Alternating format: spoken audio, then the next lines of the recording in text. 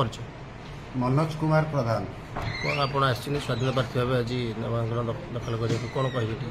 आज स्वाधीन प्रार्थी भाव में मु बर्तमान नॉमिनेशन दाखल कली। बर्तमान बेगुनिया बोलगड़ युव समाजसेवी श्रीजुक्त मनोज कुमार प्रधान बेगुनिया बोलगड़ जो नीति अनीति चली बर्तमान मुझे गोटे कैंडिडेट स्वाधीन कैंडिडेट होती तेणु निश्चित भाव में लड़ई जारी रही जारी मोर लड़ई हम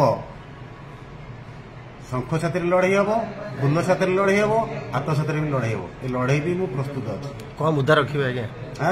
निश्चित भाव जीतबी बेगुनिया बोलगड़ बेगुनिया बोलगड़ माटी मत भल पाऊँ मु बेगुनिया बोलगड़ माटीर पुओ मुद्दा कौन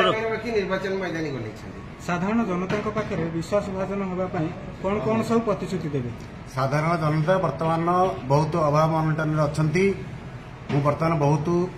बेगुनिया बोलगड़ कोण अनुकोण आदिवासी साई बुली से खाइबा टी पाऊना पिंधा पाऊना